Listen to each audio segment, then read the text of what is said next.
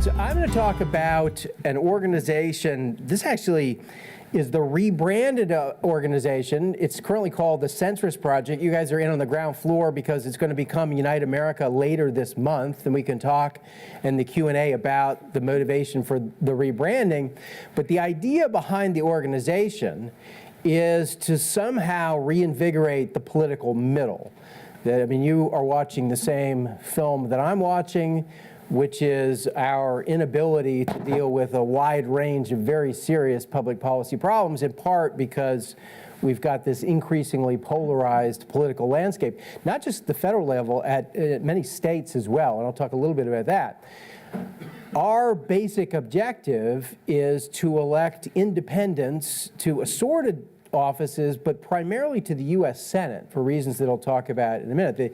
We have what was called the fulcrum strategy, and the idea is in a closely divided Senate, if you had 2 or 3 independents, literally as few as 2 or 3, then the Senate would break in a way that it would be 48-3-49. You already have Angus King there. You have Bernie, but Bernie, since he caucuses is really to the left of the Democrats, wouldn't be part of this kind of centrist fulcrum. But the idea is that fulcrum then, like Anthony Kennedy, would become really the power brokers in the Senate. Now, they can't pass anything alone, but they can stop the very worst ideas, and they can become an intellectual bridge between the two sides. So that's where we're going. I'll back up and kind of talk at length about how we got there. This is a photo. I don't know if we can turn off these lights up front. It's a signing for No Child Left Behind, and I was showing this to my Education 20 class. We were talking about federal education reforms, and most of these students are 19, 20 years old. No Child Left Behind was signed in 2002.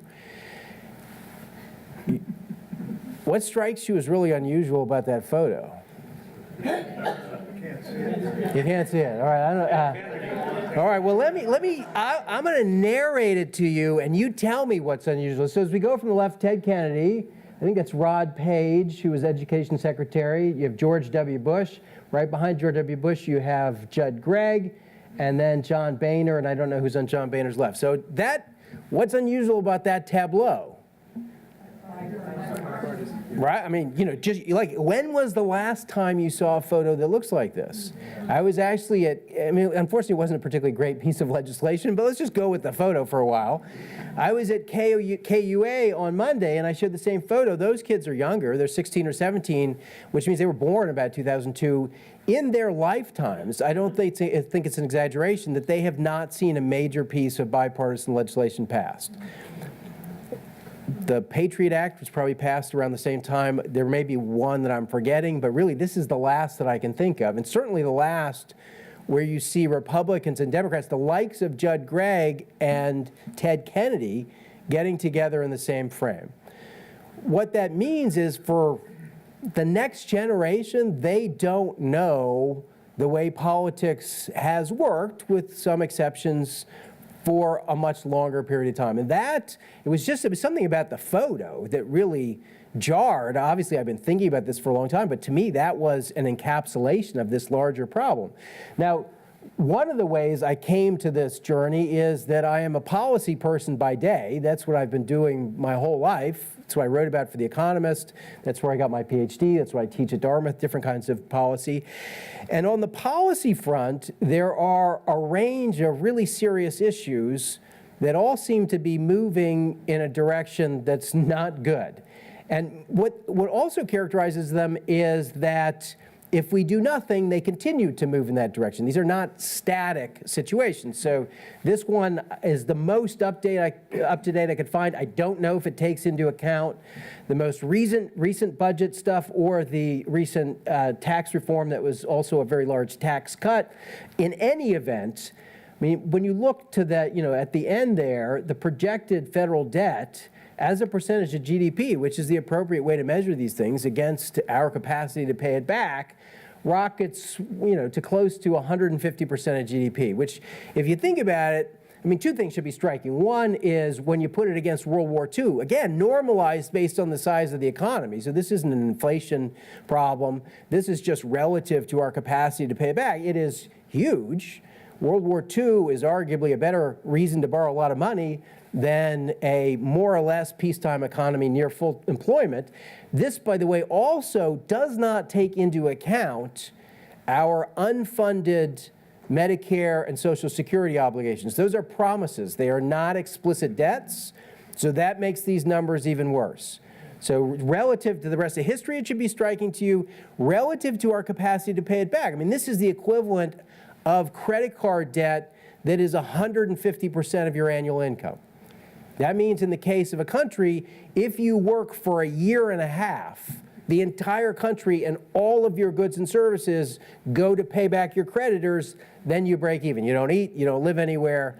So this one should be a cause for concern. Now, what's interesting about this also is there's not necessarily a Republican or a Democratic solution here. There is no way you're going to deal with this entirely by spending cuts, and there's no way you can, in a healthy manner, raise taxes sufficiently to pay it off. So it's going to have to be some kind of joint deal. And I'll come back to actually the Simpson-Bowles process, which came up with a reasonable compromise that either could have been used or could have been used as a starting point for some other discussions, because that actually figures large in this broader narrative. This is NASA data on average temperature increases, and again, you see the kind of the jumps around in there, but there's a fairly steady trend by the time you project out.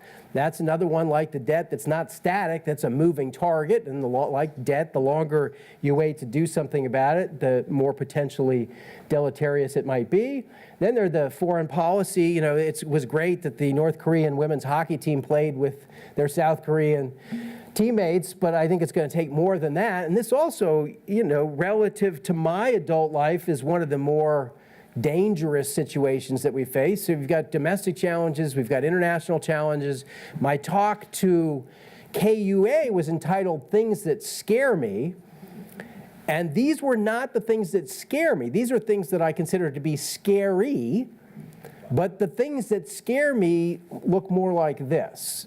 And this is a physical manifestation of what you all have watched over the recent 10, 15, 20 years, which is this moving apart of the two political parties, their ideological centers of gravity. You have overlap if you go back to the 70s. In part, that's because you had Southern Democrats who were more conservative than New England liberals. But what that meant is because of the overlap, you had some natural bipartisanship that could be the anchor for other things that would get done. And then over time, you see these things moving apart. The most recent ones, only 2011, 2012, I would bet that more recently it's moved even further apart than that. But what's crazy about when you get over here, and this, I want you to think about the current situation slightly differently, is there are only two possibilities. If there's nothing to fill this gap, and these two sides don't begin to drift back together, then one of two things has to happen. Either they just can't agree, so you get a stalemate on certain issues, which some people used to think that was okay. You didn't want, divided government was okay because then they wouldn't do too much. But remember, I just identified a number of situations that are moving in the absence of action. And the thing about the debt is it just keeps going up if you don't do anything. So if you don't do anything, you are actually doing something, which is adding substantially to what we owe to the rest of the world. The same is true on the climate change front, right? Just because you don't address it doesn't mean it stops. And obviously it's true with foreign policy challenge. So one possibility is that we just stand still when in fact the political situation, the policy situation suggests we should be doing something, but we can't. Or you have a situation where the two parties, one manages to get a majority, they do what they think they should do, this empowers and invigorates the other side who recapture control of government. They get rid of what the first side did. So that would involve kind of a lurching back and forth. So say hypothetically the Democrats pass health care reform and the Republicans repeal it, or obviously that happened, didn't it, right? So, I mean, things like that, where that's certainly not a stable or healthy approach to a range of policy challenges, where the two sides just decide that they're going to be different teams. We're going to capture the field. You're going to try and get it back. There's no shared vision for where the country is going. And to my mind, neither of those is an attractive future. Lurching from one side to the other, or just failing to address things that are quite serious. Not surprisingly, you've got people who are fed up. But what's interesting about this, and part of this is very familiar, that increasingly the two sides see the other side as very unattractive and the like. But this also explains some of the partisanship, which is a lot of it is motivated not necessarily by, boy, I really love my political party. I really think they're down with most of the issues I care about. A lot of it is, yeah, but the other guys are way worse, right? Which can also empower a great deal of tribalism and can also blind you to the faults of your own side. So a lot of what's happening is demonizing the other side and using that to empower your own team, your own tribe, your own party, however you want to describe it. All right, so some of this is going to be familiar. I'll go through it just because as a policy wonk, I'm kind of unable not to go through it. So in your lifetimes, in my lifetime, we've seen a degree of residential sorting that is historically anomalous, where you just have more people living near other people who are similar to them. Some of that came with suburbanization and those kinds of things, people making longer commutes, different kinds of living patterns. But it is true that people tend to live near others who are like them in lots of ways, their education level, their income, and their political beliefs. It has a couple implications. One, makes it a little easier to gerrymander. It also means that you're kind of living in an echo chamber. You're not exposed to people who think differently, have different issues at stake, and so on. The gerrymandering, which you're intimately familiar with, this may be one of the few notes of optimism here, which is that the fact that the courts have started to crack down on this. Why it took so long, I don't know. I mean, we could have a whole course, it would be like an art course looking at gerrymandered districts. It's like some kind of Rorschach test where you can't imagine that a congressional district actually looks that way. And my students, who you forget how young they are, when they start to look at these districts, they just can't believe it. I mean, that adults actually did this to the political process. The primary system, and this is one of many things about the system where if you just think about it with fresh eyes, you realize that it's a strange way of doing things. So I haven't put up the slide yet, but only 20-some% of Americans identify as Republican, another 20-30% as Democrats. The largest and fastest growing group is independents, right? Now what that means is in most races, the two parties are picking the candidates who are going to be on the ballot, and not just the two parties. That would probably be okay. You know who shows up in primaries. It's the most motivated, most enthusiastic partisans of the respective left and right. They care most deeply about the red meat issues of the two sides. So who comes out of the primaries? Well, the folks who are the farthest left and the farthest right. So for other folks, namely a much bigger proportion of the country, they look at the ballot and they see people who are too far left and too far right of what they would choose. Now, there are connections here. Obviously, because of the gerrymandering, you get an increasing number of districts that are not competitive. There's almost no chance you'll elect a Republican or a Democrat.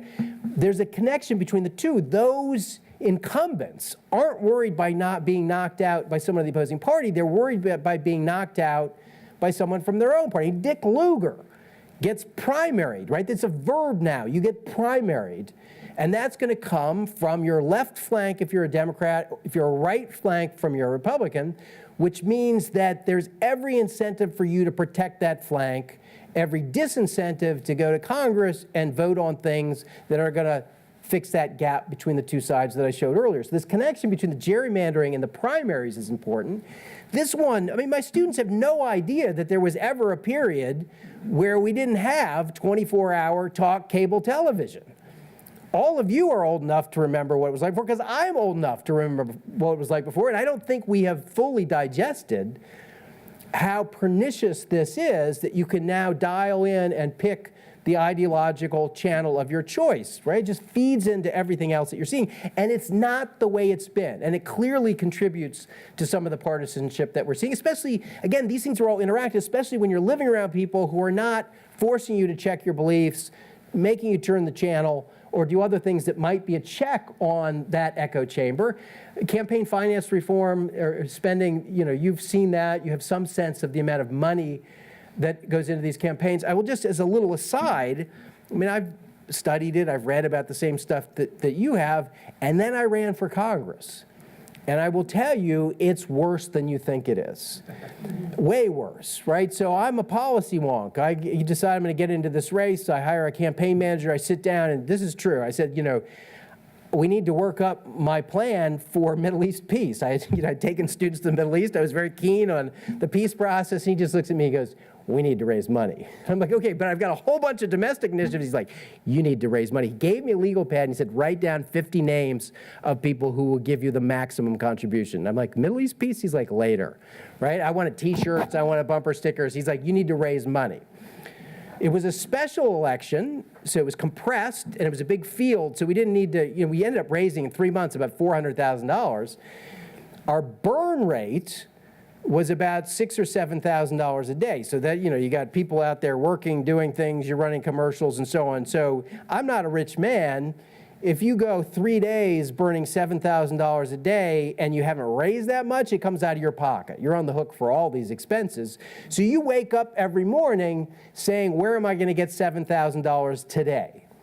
Right now you get your first $20,000 or $50,000 from your Dartmouth friends and your family. That's day 4. We're now in day 61, right? Day 60 was really hard. You're like, okay, I need another $7,000, right? And you wake up and, everyone comes to work and you're paying them all. And right about that time, the trial lawyers call. And they say, we can do an event for you. We'd love to. We can probably raise $60,000 in a night. And you're like, oh my God, $60,000, that's 10 days, right? And they say, we're just curious what your views on med malpractice reform would be.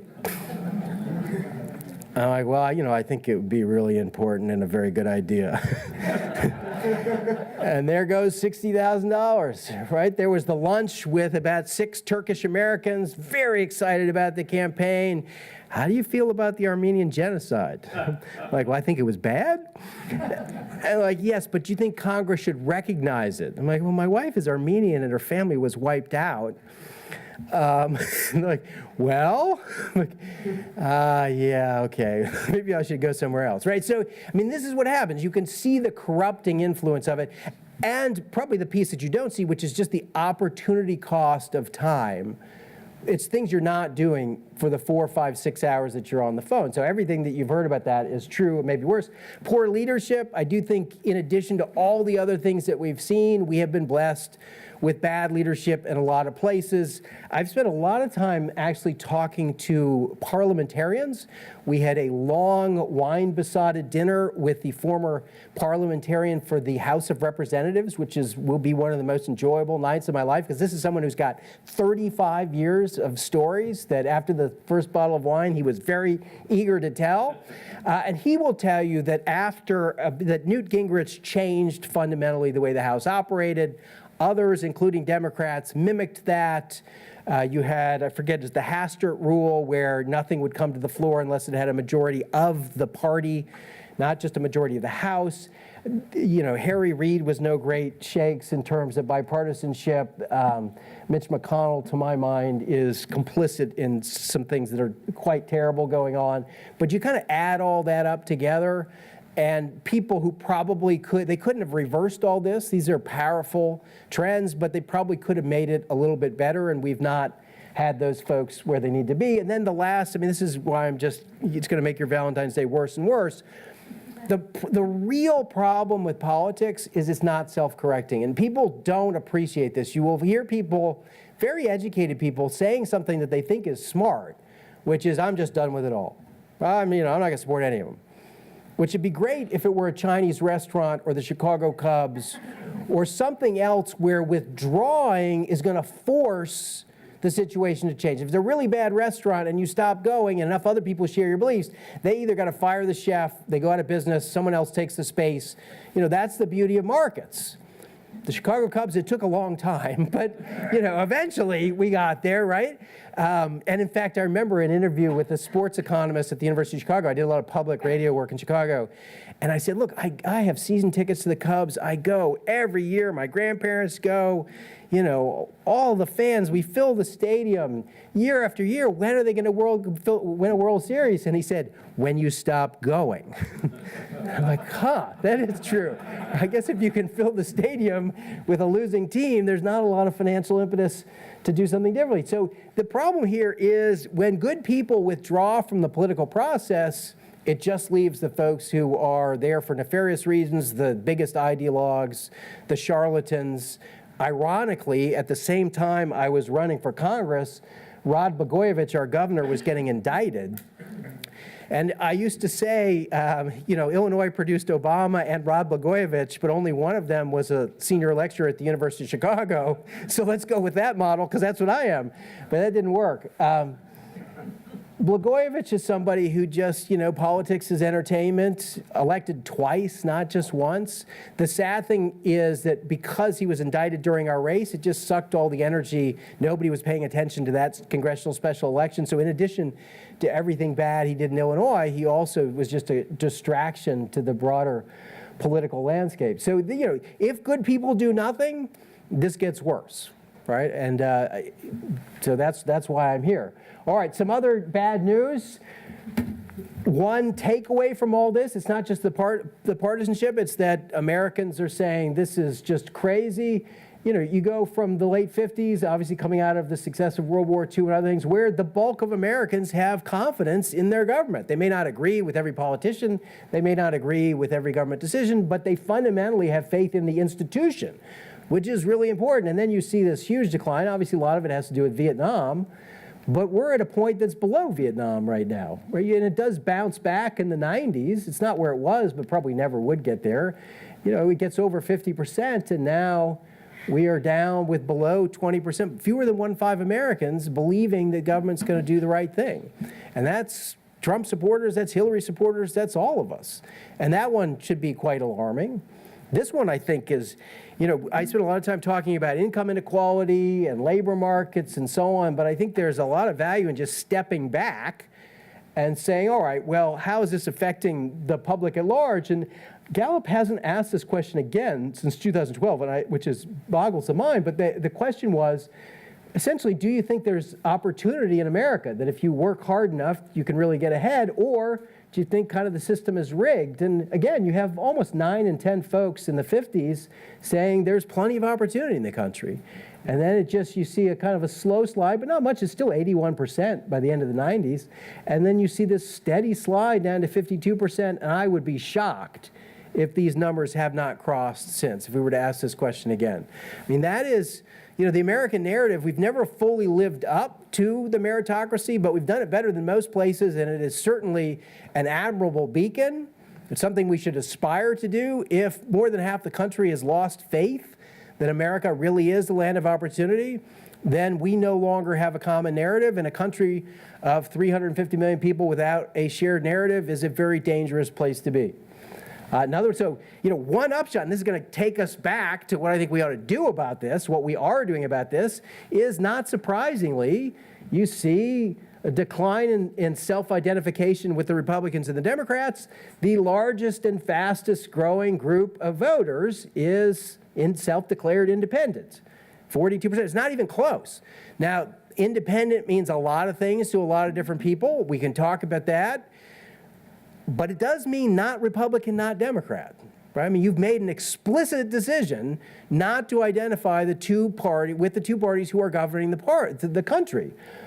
And if you just do some rudimentary math, when I was at KUA, I said, all right, well, based on this, the Senate's got 100 people in it. How many independent senators should there be? There was kind of long pause. I'm like, come on, people. I was like, 42? I'm like, yes, right? There are 2. Right, so again, this is like the primaries where you just kind of take it for granted that, of course, government's full of Republicans and Democrats, but the country is not. Right? And so there is some misalignment here between what people are identifying with and who's showing up in Congress, especially given the partisanship that I showed you earlier between blue and green, or blue and red. All right, so all of this kind of brings us back to 2013, when I wrote a book called The Centrist Manifesto. And the Centrist Manifesto was essentially what I spoke about at the beginning. It was a call to reinvigorate the political middle. At the time, I had visions of a third political party of the middle, and we can talk in the Q&A about why we've taken a slightly different route than that. But the notion was that a party of the middle, most important, should not be a warm mush of compromises between two parties peddling a lot of mediocre ideas. Instead, and this is all laid out in the book, we should take the best of both. In particular, Republicans have been strong and, to my mind, right on personal responsibility, the strength of families. I mean, one of the quiet crises of this country that gets very little attention is the decline in two-parent households, which, if you leave the morality aside, which you should if you want to have a constructive discussion, is just not an economically stable way to raise children. The consequences are quite devastating. The personal responsibility, the respect for wealth creation, until recently, the belief in fiscal responsibility, that one just got thrown out the window. The open markets, trade, that one got thrown out right after fiscal responsibility, maybe before, right? But there are a lot of really good ideas that historically have come from folks who respect the importance of wealth creation, are rightfully skeptical of government. I spent probably more of my life at the University of Chicago than any other place. I loved every single day of it because it's just one constant pushing back process. You got to question all of your assumptions, and there's always a skepticism about what can be achieved. But the difference, and this is a crucial distinction that has somehow been lost, I think, on the current incarnation of the Republican Party, skepticism of government is not a hostility to government. There's still a belief that there's some core things, going right back to Milton Friedman and George Stiglitz and all of the other, Gary Becker, all the Nobel Prize winners. Becker was my thesis advisor, right? And so that skepticism of government is healthy. You should be doing a cost-benefit analysis of every regulation that comes out. Does not make regulations bad. Does not mean you should automatically strip away 20% of reg. Why 20%? Why not 22% or 18%? These arbitrary decisions. What you should do is go through and say, is this giving us benefits that are justified based on the costs that it's going to impose? And if there are costs, maybe we should compensate those folks affected by the cost. So there are far more sophisticated ways for that skepticism to find voice in policy. Meanwhile, the Democrats, the Democrats are kind of like the Palestinians. They can snatch defeat from the jaws of victory over and over again, but their heart is in the right place, which is they've been on the right side of a lot of social justice issues for a long time. And this notion of giving greater opportunity to wider swaths of the population is really, really important, and it's very inspiring. To my mind, they're on the right side of many of the environmental issues. I, in the book and in most of my talks, would pair fiscal responsibility with environmental responsibility. If you are fiscally irresponsible, as we are, you're just leaving huge debts for all the people who are not in this room. I just wish the young people who are going to have to pay that back were here, right? You guys, you enjoyed it. You're probably not going to have to pay it back, right? I think environmental responsibility is the same thing, which is if you live better today than you really are entitled to, and you leave a different kind of bill for the next generation, it's just a different kind of intergenerational irresponsibility. So can we take the best of both parties? On socially, there are a lot of folks who are fiscally responsible, fiscally conservative, more socially liberal, right? And even the liberal conservative labels can be misleading and disruptive. But take the best of both, elect folks who represent those views, and then perhaps most important, so here's kind of the things that they stand for: fiscal responsibility, environmental responsibility. Economic opportunity is one both parties talk about. They haven't delivered.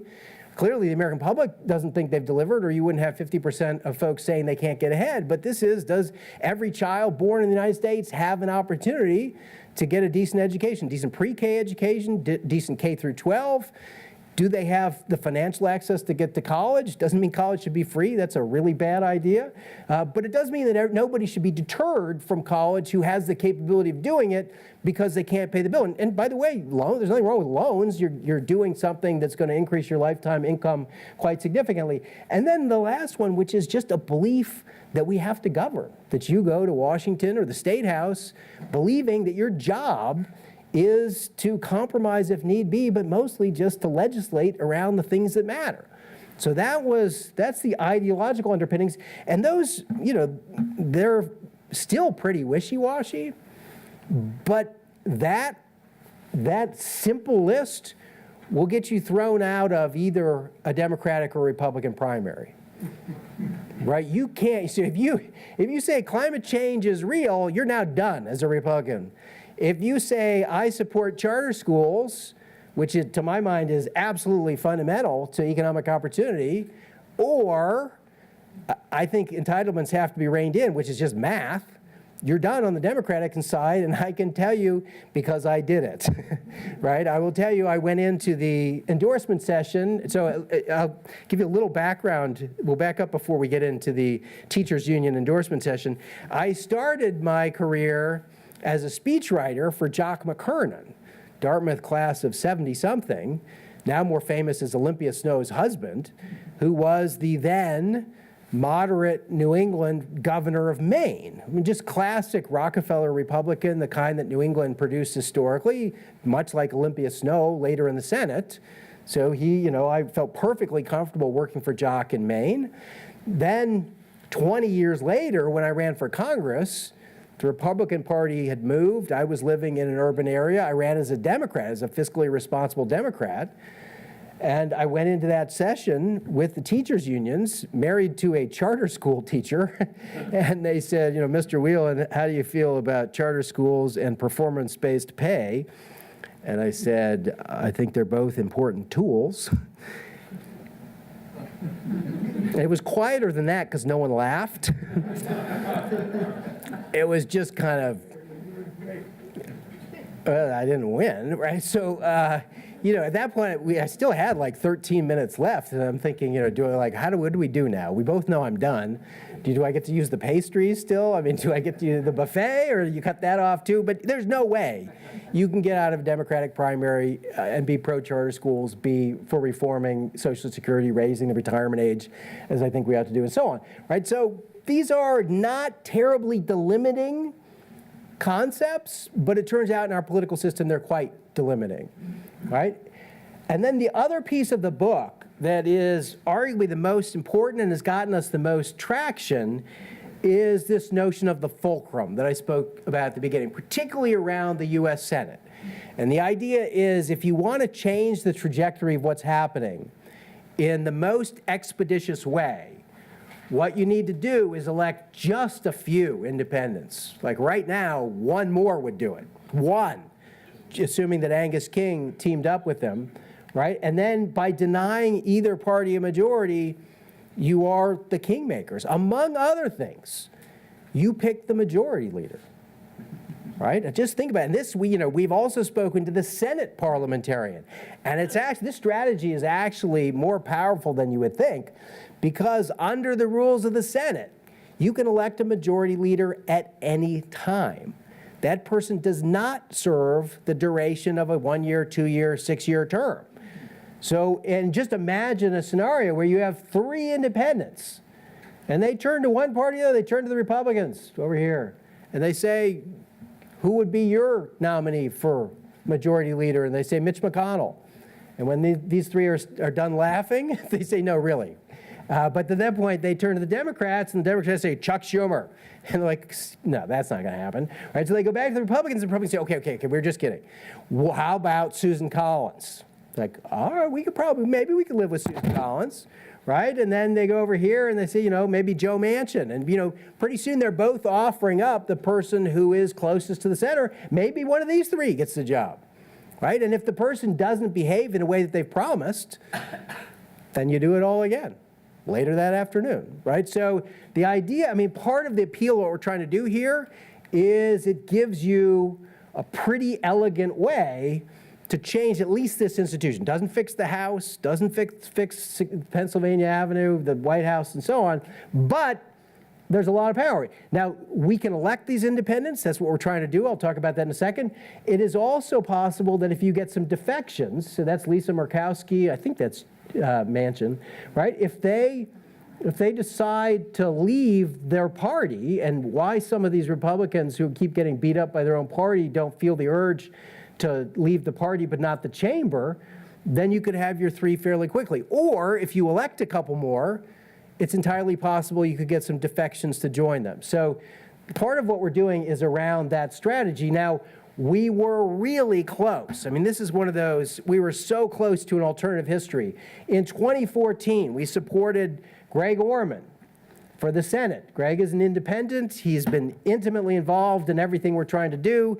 He went to Princeton, was a McKinsey consultant, started his own energy company, did extremely well. He ran for the Senate as an independent in Kansas. Now, when I originally wrote the book, my idea was that in purple states, we'd have the most likely opportunity to elect independents, because those are the states, Massachusetts is of the world, New Hampshire, where you got probably more than 40% independents, that if the two parties ran the typical primary, went to the right and left, you could run an independent up the middle. There's no runoff in a Senate race, so with 34, 36% of the vote, you capture the middle. The problem is the two parties are very wary in this environment of that person being a spoiler, right? Because they're really worried, well, I like this guy better than my team, but if I vote for him, maybe the other team, which I really despise, will win. So that's actually problematic. It is not a problem in deep red and deep blue states. Orman runs in Kansas, where the chance of a Democrat running is essentially, or winning, is essentially zero. So Orman gets into the race. He spends a little bit of his own money, enough to get his narrative out there, which is very attractive, and he rockets above 25% almost immediately. Meanwhile, the Democrat, seeing that most of his support has evaporated, drops out of the race. Now, we were initially excited about this. It comes back to be a problem. Now, only in our current partisan environment, the Republicans sue to keep the Democrat on the ballot. You know that was just the kind-hearted, well, we want to make sure that everybody has a choice, or maybe it's because he's going to pull votes from Orman, even though he said he's not going to serve, right? So thankfully they lose that suit. It becomes a two-way race. Roberts, who was the longtime incumbent, he's probably in his 70s, I think, and not terribly popular, started seeing his support hemorrhage. This actually contributes. So by Labor Day, Orman's actually leading in a two-person race. What happened, a couple things happened. One is that we and other independents, we were trying to support him to the extent that we could not keep up with the spending on the Republican side. Joe Biden did us no favors. So Joe Biden gets recorded telling somebody that, oh, don't worry, Orman, he's just going to caucus with the Democrats anyway, which is not true. Orman had not said who he would caucus with, and he was very committed to the Fulcrum strategy. The Republicans, because how they got the recording, I don't know, they then robocalled that to pretty much every household in Kansas. So what they did is they made Orman into the Democrat, and he tells some very entertaining stories about being at the state fair on the debate dais, and again, because there wasn't the third rostrum, Roberts just said, he's a Harry Reid Democrat. And he used the phrase Harry Reid Democrat something like 27 times in a short period of time. And because there was no Democrat who would have then been the contrast, Orman could have just said, no, that's the Democrat. I'm the guy standing in the middle. We lost that contrast, and in the end, he couldn't finish, he finished the race, but he lost by about 5 or 6 points. Had Orman won, he would have been that one vote that we need to execute the Fulcrum strategy, and also he would have invigorated what we're trying to do. He is now running again in 2018 for governor, also as an independent, also under our what's now going to be the UniteAmerica slate. I wish he were running for Senate, but there's not a Senate seat open. He does nonetheless kind of embody what we're trying to do. All right, so the UniteAmerica used to be the centrist project. I guess it is still the centrist project for another 2 weeks. What we as an organization are doing, and when I say organization, what I mean is what started here at Dartmouth with me calling my Dartmouth friends and raising like $8,000, is now an organization based in Denver with 10 full-time employees involved in state politics there. We have a slate of national candidates I'll talk about in a second. It's a 501c3, 501c4. It is an independent expenditure, so we have our own super PAC. The idea is we are going to recruit strong independent candidates, preferably for statewide office, preferably the Senate. We are going to support them with a network of 50 states worth of supporters. We are going to collect data on their races, which can then be shared with other independents. Running as an independent is different than running as a Republican or Democrat, different messaging, different voters you have to reach, and so on. And we are going to do a lot of the things that the parties do without being a party, namely, make your candidates as supportive as you possibly can, and also connect them together. So that if there are independent, strong candidates running in different states, bring them together so that people can imagine this slate of independents as opposed, and put some branding around it, because independent doesn't necessarily mean something like being a Republican or a Democrat. Give it some meaning with our brand so that people know this is not a crazy person who's to the right of the most right-leaning Republicans or to the left of Bernie Sanders, but these are credible people who've been vetted by an organization who will fundamentally change the organizations to which they are elected. So that's basically, all right. It is already happening. This guy here, Bill Walker, is the governor of Maine. He is an independent. He was independent and was elected. Alaska, sorry, what did I say, Maine? Maine. Yeah, sorry. Yeah. No, not Maine. We have, let me state it quickly. We have no connection to the governor of Maine. We have legislators in Maine. I'll talk about that in a minute. Yes, Bill Walker, governor of Alaska. I almost said it again. Who was elected as an independent before he became involved with us, but has since joined with us and is part of the slate because he's running for re-election.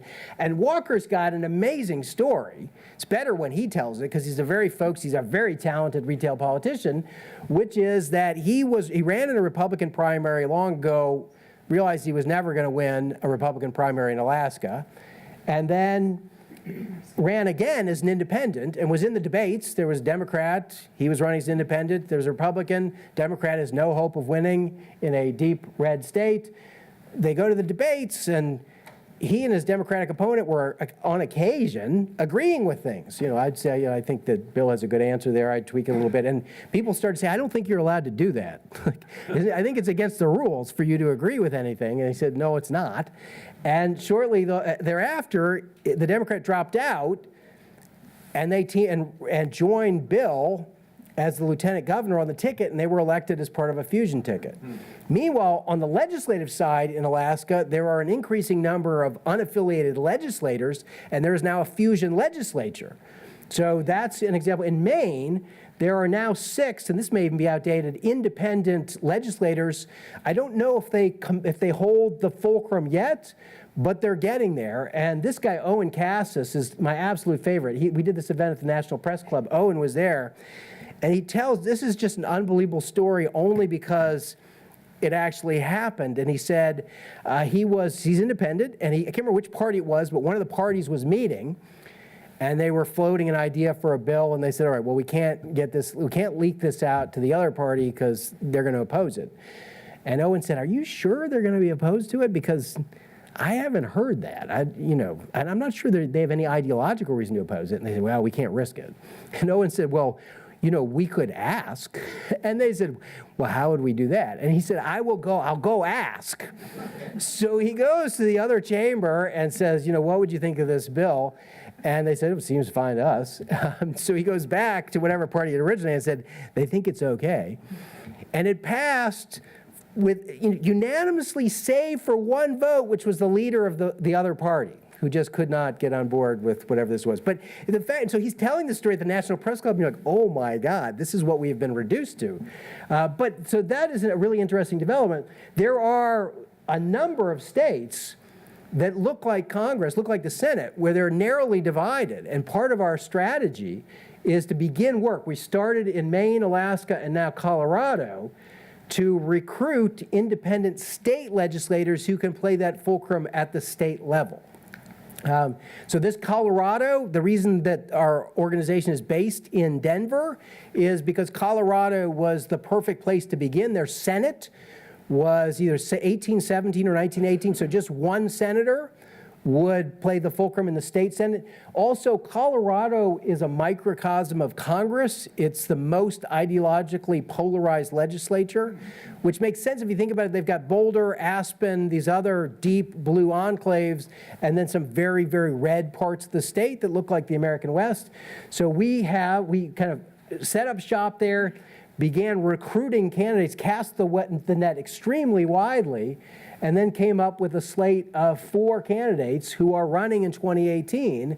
We will help fund them, we will help train them, and the hope is they will be elected to play a role in this fulcrum. In the meantime, this woman, Sherry John, and I can't remember if she's a Republican or a Democrat, began paying attention to what we were doing, and she left her party. She's a sitting member of the legislature. She left her party and became independent. She'd been in the legislature for a long time and just decided over the duration of her time there, the parties were becoming more of a problem than problems being solved, and therefore she became the first defector that we can claim kind of as our own. I went out and met with her before she made the decision. We put a lot of pressure's probably the wrong word, but basically said, look, if you really want to make a difference, this is the way you can do it. And ultimately she agreed, and hopefully in conjunction with those folks whom we've supported, we can make a difference in the Colorado legislature. Meanwhile, at the federal level, these are the folks, there's actually one more who could join this very soon in the Senate candidate in Wyoming, which is a great state because it's small, not expensive, deep red, and this is a really attractive candidate. But for now, you've got Walker, Terry Hayes running as an independent for governor in Maine, Orman running for governor, Craig O'Dear in Missouri, and Neil Simon, who announced just a couple days ago running as an independent in Maryland. And we can, I talk a little bit about the various races, but part of what we're trying to do is bundle these folks together. They're actually going on the road together, including Governor Walker. They're going to be going to different cities. They're going to be in New York on the 28th to meet with funders, to meet with media, to say, look, this is a slate of centrist independent candidates running on the Unite America ticket. Right? And part of this is for the senators, it's I pledge to be part of the centrist caucus, which will be the fulcrum if the numbers break right, but I'm also committed to all of those principles that we spoke about earlier. So this is mechanically what's happening. This is kind of the outgrowth of what originally was just kind of a wacky set of ideas. All right, sordid things that people can do if they want to get involved. I will finish with one last thought, and this, we'll have lots of questions. There's plenty of time for skepticism, but as somebody who looks at policy all the time, the metaphor I used with a reporter just the other day is from my standpoint, and I talked to a lot of folks, former office holders, longtime journalists. I mean, people say it's really bad, that it's even worse than you think it is. I mean, people like Mort Kondracki, Dartmouth trustee, who's been an insider for 30 years, is despondent about the state of things and ability to get stuff done. So the analogy I use is, this is my best idea. If you got a better idea, I will do it. But doing nothing is not an option. I mean, we're stuck on a deserted island, and I just cut down a tree and made a canoe. It's not a great canoe, and we can't see land. I think we should get in the canoe and paddle because our water's running out. But I will entertain other options. But sitting on the island is not one of them. So I will stop there, and I will happily take questions. All right. Yeah. All right. You were fast, but he was faster. So we'll go here, and then we'll go there. That was really fast. That was like applauding in the air. So we continue with our fiscal irresponsibility and our deficit budgets. And the dollar continues to be more or less the de facto international currency. And the rest of the world gets tired of this because there's no support for the dollar. They decide to go for Bitcoin. What happens? All right, I don't think they're going to go for Bitcoin, but I will go with the rest of the question. So it happened today, right? So yes, the inflation numbers came out today, but one of the reasons you're going to start seeing real interest rates tick up is investors around the world, they're not going to flee the dollar, but they're going to say, you know what, I'm not going to loan you money for 2.6% anymore. So you're going to see real interest rates ticking up, which makes that deficit more expensive to finance. And it means that it's going to counteract some of the benefits of the tax cut. It just has a lot of pernicious effects. So I don't think you're going to see a wholesale flight, but we are already paying the price. In addition to the inflation premium, you're going to start to see a bigger risk premium if the world, the investment community, starts to feel that there's a little risk, either that they're not going to get their money back, or more likely that we might inflate the debt away, or other kinds of things. Just, you're going to have to pay me a little more to keep borrowing my money. Now, that said, there is always the chance of a crisis, right? You lived through the home mortgage interest, or the real estate crisis. We all knew that housing prices were abnormally high in 2005, 2006. I had no idea it was going to be that serious. But then one day, people decided that they were too high. They were just as high the day before, right? And then suddenly you see the spiral that we all lived through, right? The thing about a crisis is nobody sends out a memo 10 days ahead of time saying, mark your calendar for next Tuesday. That's when we're going to lose confidence in X, Y, or Z. The same was true with the Greek debt crisis. Now, was anyone saying the year before, boy, those Greeks are just like the Germans, upstanding, creditworthy? No, they were a mess for 20 years. And then suddenly, in part because of what was happening with real estate and banks, people said, I'm worried about Greek debt, right? Again, it wasn't fundamentally different than the week before. So anytime you get a situation where there's that much debt and markets spook, there is the possibility of something being quite devastating, right? So in any event, it's not good. All right, so back here. Wouldn't an instant runoff voting system help? Yes, yes, absolutely. And Maine has gone to that. There are, back when I was kind of going against identifying all the problems, there are a number of groups doing very good work on process reforms. So in addition to the judicial decisions on gerrymandering, there are groups advocating for, successfully in some cases, not successfully in others, for independent districting committees, which is a huge step forward. Maine, I think, passed top two. They did instant runoff or top two, I can't remember. One or the other. That, I think, got tangled up in the courts. California's gone to top two primaries, which solves some of the primary problem, because you could have two Democrats or two Republicans in the primary, that or in the general election, which encourages them to care about general election voters. So those process reforms are actually very important. We don't do it, but we spend a lot of time talking to the people who are doing it, because we imagine ourselves as folks rowing in a difficult direction, lashing our really bad canoes together, if I can continue with that metaphor. John. Sure. Excuse me. There's a group in Congress, I'm not sure, it's both the Senate and the House, called the Problem Solvers Caucus. Yeah. That seems to me to be a group that would be very receptive to your ideas. Yes, so the Problem Solvers Caucus is the product of No Labels, which is a very active group. They've raised a tremendous amount of money. They have a lot of really good people involved. They fundamentally share our belief that you got to reinvigorate the middle. They've chosen a different tactic, which is they're trying to get Republicans and Democrats to play nicely together, which is what the Problem Solvers Caucus is. The problem is, and they do have nice social gatherings, the problem is that they haven't acted together in a way to get anything meaningfully done. So it hasn't translated into action on any of these issues, or immigration, or DACA, or any of the other things that are.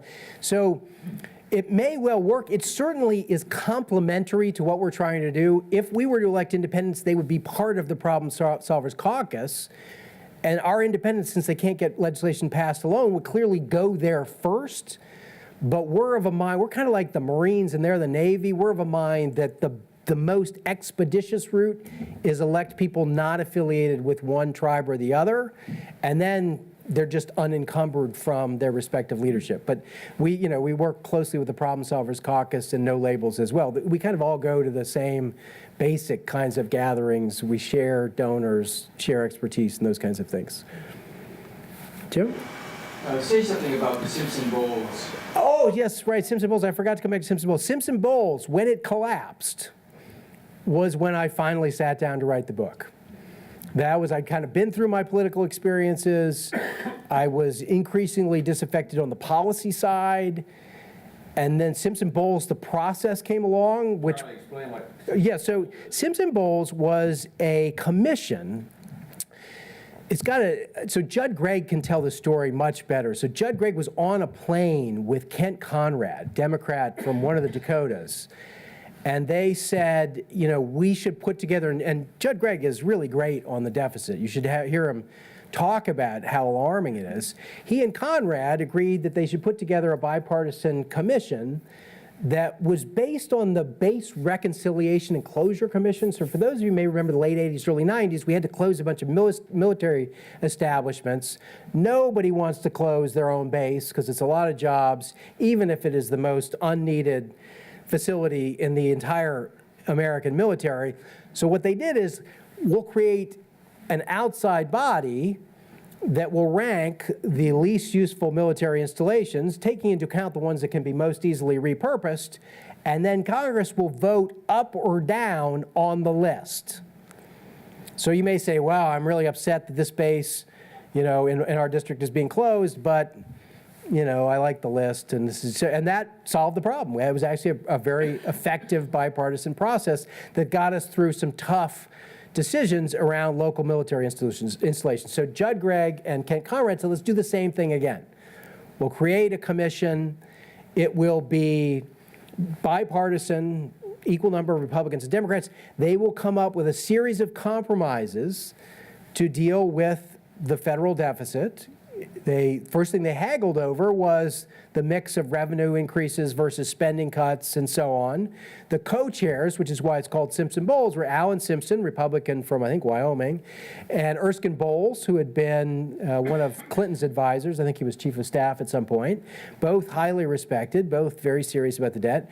They put together a series of recommendations that I said at the outset was, from an economic standpoint, very good, painful in many respects, but if it weren't painful, we would have done it already. It then needed to go to Congress to have Congress either approve that package or alter it slightly. And unfortunately, a couple things happened. One is that President Obama did not get behind it, nor did Paul Ryan. Paul Ryan, at the time, he was a member of the commission. He voted against the recommendations. And as a result, there just wasn't the depth of support on either side that you would need. Obviously, Obama was important for the Democrats. Ryan, at the time, was the go-to guy on fiscal issues for the Republicans. And I've since asked Judd Gregg, because he comes back, he's very gracious about sharing his time with students. He comes back to my summer class. And I've asked him, if if Obama and Ryan had gotten behind this, do you think it would have passed? And he said yes. Now, lately, he's been he's gotten less optimistic retroactively of late. This summer was the first time he said no, but for many years he said yes. I think maybe it's just because he's been infected by the terrible environment that he's seeing right now.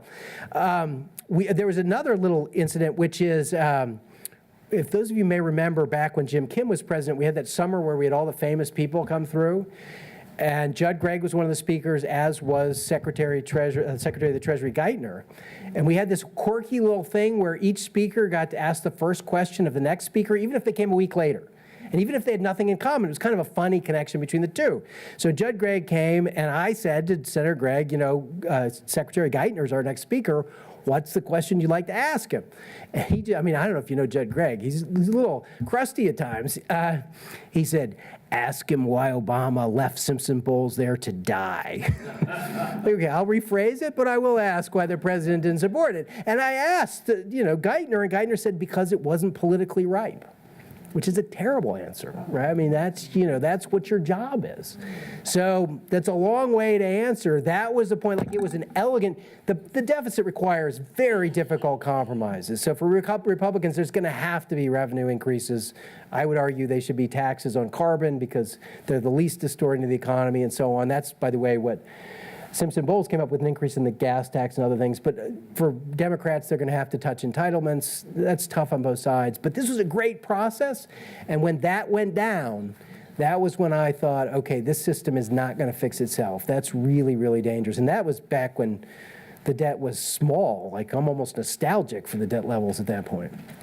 I understand, at least in the U.S. side of this Fulcrum strategy, but can you explain a little bit how committee assignments would work? Yes. And how people elected under your banner could actually influence reasonable choices being presented in the first place? Yes. So part of the reason we've been talking extensively to parliamentarians is around this committee assignment stuff. And I'm not as far into the weeds on that as some of the other people in the organization.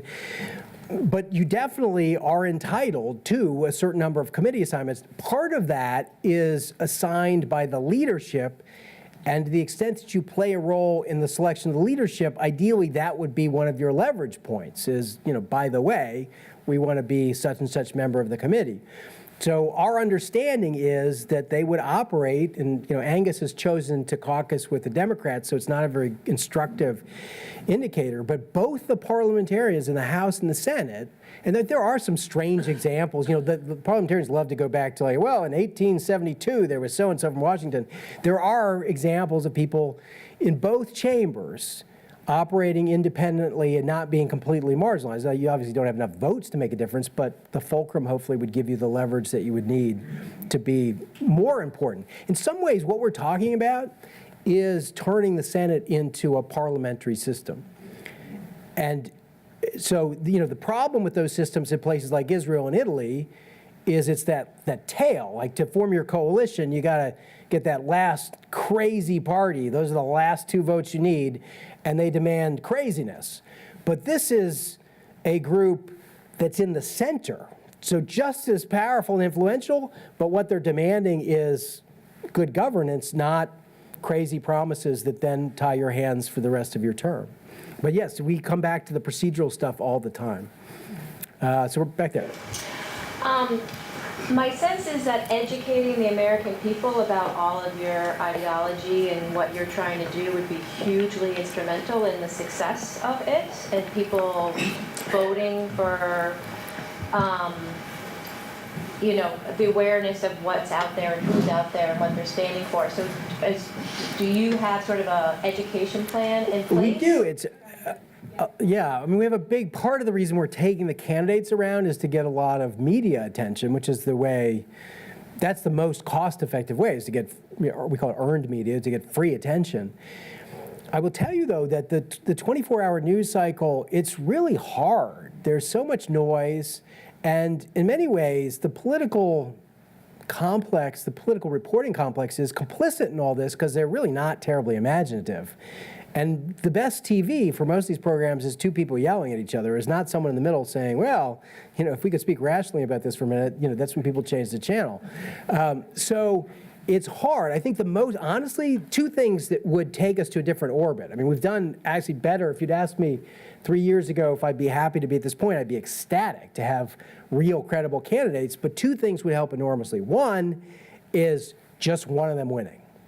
Right? And then people will pay attention because it shatters this image that independents can't win.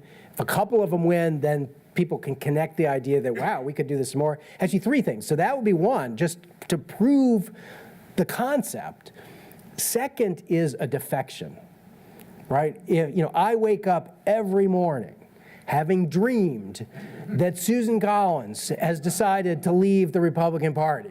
And I turn on the radio, and that's never the news I hear. But, you have people leave. You have Evan Bayh leaving the Senate because he was fed up with the partisanship. You have Olympia Snowe leaving the Senate because of the partisanship. They both wrote eloquent op-eds about how the chamber was broken and so on. My dream would be either one of them not leaving the chamber, just leaving the party. Jeff Flake, for God's sakes. Leave the Republican Party. What are they doing for you? Unfortunately, so we talked a lot to Jeff Flake's people. Unfortunately, he can't win, as an independent in Arizona. But if he could, he's pretty conservative, but I'll take really conservative and not aligned with the tribe, because then you're still there and intellectually honest. So that's the second. And the third is a Bloomberg, a Bezos, a Warren Buffett, a Bill Gates. It's somebody who either, in Bloomberg's case, he carries a lot of baggage to the west of the Mississippi. They're not real keen on the soda ban or his gun positions. For all of us on the East Coast, we think of him as the independent mayor of New York. But nonetheless, he can write big checks and he can help support candidates. He could change things. Or any of these Silicon Valley types who are apolitical, at least publicly, but have built a career based on looking at outmoded institutions and making them work better. That's what they do, is they look at things and say, that's crazy, let's do this. We have, one of our big supporters is a video game developer in LA, who is well connected. We had a fundraiser in Beverly Hills. Meg Whitman was there. Meg Whitman's somebody who can totally move the dial, having run as a Republican in California. She kind of gets it. So those three things, a big name who can rise above the clutter, a win, or a defection. Those are the ones that take us to a different orbit. Maybe somebody in this room can help me remember the narrative of Jim Jeffords defecting from the Republican Yeah, which had a Party huge impact. in the Senate. Yes, right, and affected, right, I can't remember who, the speakership changed. Boy, I can't remember the time. I remember where I was sitting when I heard the news. The person in advance of when he should have been. Yes, right, back again when the chamber was working relative to now, much better, yes. And you hinted that you're in touch with members of both parties, so maybe, are you trying to pry people up? Oh, we try, yes, we have a full-time political person who has three jobs. One is to support these candidates. He ran Evan McMullen's presidential campaign. Evan McMullen ran as an independent. So support these candidates. The second is help recruit candidates. So lots of people come to us, and they're crazy. Like, for every one of these folks, there are 11 people like, I'm going to run as an independent. As soon as I get out of prison, I've got a message. It's like, okay. So he does a lot of the sorting. And then the third is talking over and over again to those folks on both sides of the aisle. Now remember, the Republicans are having their identity crisis now. The Democrats it's coming, right? You're going to have the Elizabeth Warren-Bernie battle against the mainstream Democrats, and it's going to be ugly. So you're going to see some of the Democrats experiencing what the Republicans are already going through. So he does that over and over again. I will tell you, though, and this is one of the craziest things I've heard. So there was one person we had approached. So I had a meeting with the sitting governor of the United States, and I can't tell you who he or she is, but this person was intrigued enough about running as an independent that I didn't even tell my wife where I was going, right? And kind of talked with, and the first thing she said was, my chief of staff told me I should not be talking to you. And the chief of staff's like, that's exactly right. And this person just kind of molded through. I don't think it's going to happen. But the most telling and the saddest thing is one of these folks, wasn't the principal, but one of the chief advisors said, this person will consider leaving the party when his or her parents die.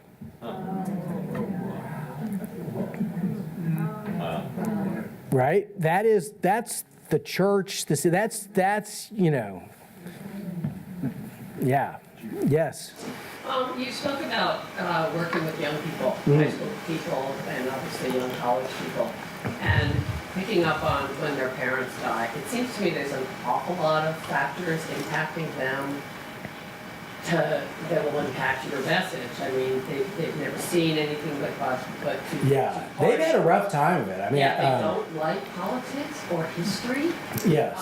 And they have family who feel very strongly about some ideas. Yeah, they also, I mean, you've heard it, yeah. Institutions that discuss. Right, so they've also, if you're 20 years old, you've watched every major institution fail or collapse. The church, the army's been mired down. That isn't the army that won World War II. And you've watched politics, obviously, and then the corporate scandals and the financial crisis. I mean, it hasn't been a great 20 years, and that's all they know. There's good news and bad news. The good news is they have even less connection to either party than anybody else. Their views are most likely to draw, obviously they're way more environmentally concerned than other generations, way more socially aware and liberal. They don't pay taxes. Like the debt, they don't even know what's about to hit them. But when they do, they're going to become very fiscally conservative. But they haven't internalized that yet. So at some point, when they realize they're not getting any Social Security, they're going to want to draw from both sides. So that's the good news. This all is tailor-made for them. The bad news is, as you well know, they just are not very engaged. So they poll well, but you can't build a campaign on it. They don't necessarily show up to support candidates. I would love to change that. We've got college chapters and the like. Our executive director, who is responsible for doing a lot of this, had originally founded, he's about 29, 30, looks like he's about 12. He ran for Congress as an independent in Pennsylvania, but he was, before that, the founder of an organization called the Can Kicks Back. And it was a fiscal awareness organization trying to wake young people up to what was being kicked in their direction. And so all this stuff is very important to him. So if we can do better at reaching those folks, it's an important source of strength, but they are historically, back when I ran for Congress, Chicago's got a lot of young people. My campaign director said, just ignore anybody under 30, because that's what they're going to do to you, right? Which is really tragic. Just way in the back. I'm sure you've thought of this, and you might not have mentioned it. What is, in terms of your leadership, the leadership of your organization, the structure, the recruiting, the selection of candidates, what do you have built in to make sure that your candidates include African Americans and women more than just a couple of them? Yeah, not nearly enough. So I thought you were going to go a different direction. So the selection of candidates is really, really important for all kinds of reasons. One, they have to be viable. Two, we have to be sure that they're committed to our set of principles. And then, you want a group, you're trying to be the bond that connects the two parties that's representative of the country. It's hard to be representative with 5 people or something like that. So that is part of the outreach. It's a little easier at the state level because you're casting a really wide net. In terms of statewide candidates, you're starting out with a small pool, including the two parties, too small a pool. And so when you go to people who are viable independents, it gets even smaller. So it's just one of the many challenges that we have to face. John again, then we'll come to the front. You talk to opinion writers, people like David Brooks and Brett Stevens, who are... So Stephen, I haven't reached out to Stevens actually. After I turn on the radio and hear that Susan Collins hasn't defected, I send an email or FedEx to David Brooks. I sent him the manuscript for the book. I sent him the book. I sent an email via his one-time girlfriend who knew somebody who was a member of my class. Most recently, I sent him an email yesterday to his private email that I got from Mort Kondracki. A good part of my life is spent trying to reach David Brooks. And Tom Friedman, by the way, who I now know is going to be in Brazil when we're launching our candidates in New York. I got that email this afternoon. So I can't quite, given our success at reaching pretty much everywhere else we've tried to reach, former senators, sitting governors, and given what Brooks is writing day after day after day, I can't explain why we haven't been able to penetrate that. But Brett Stevens I have not tried, because he's kind of a new voice in terms, or at least new situation. So that would be kind of an interesting one as well. Right. Yes. You might try Brooks at the bar of the Ted Art Inn in D.C. He's there just about every Friday night. All right, that might just scare him, but I will. I'm going to have to leave to get my son, but I hope before you depart, before we close, that you'll have a chance to tell the audience about your new book, starting with the title. Oh yeah, all right. So maybe we'll take a couple more, and then I will do that. So when we take 2 more, and then I will give you the preview of the new book. Over somewhere. Oh yeah, so we're coming down here. Yep. Yeah. So I think one reason why government's probably broken has a lot to do with special interests and all that kind of stuff. So when you start a new party, it's very easy to decry special interests as when you're getting outfunded and all sorts of stuff like that. Let's say the party gets well established. What's the fail-safe against falling for going down that road? I think that the most important thing there are 2 things you can do. One is going to sound kind of wishy-washy. The one is just the nature of the people that you're recruiting. One thing that's very encouraging I found is people who have the temerity to run as independents are not like other people. We had an event in Philadelphia with all of these folks, including the governor of Alaska who came in for it. And they just have backbones of steel. Many of them, Orman. So Orman knows Bob Dole pretty well. And Bob Dole said to him, if you run as a Republican, you're going to win. And Orman said, I know. right? But he doesn't want to run as a Republican. So part of it is, we've got to continue to get those kinds of folks. And as we get more successful, that will not be quite the same because it'll be a lower risk profile. It's not quite the same difficult lift. The second thing is you just have to be able to provide alternative support to these people. I mean, as I described somewhat facetiously when I was running, part of the reason people turn to special interests is because it's really expensive to run a campaign and you've exhausted other options. One luxury we have about having only 5 or 6 candidates, we don't have to field candidates in every race.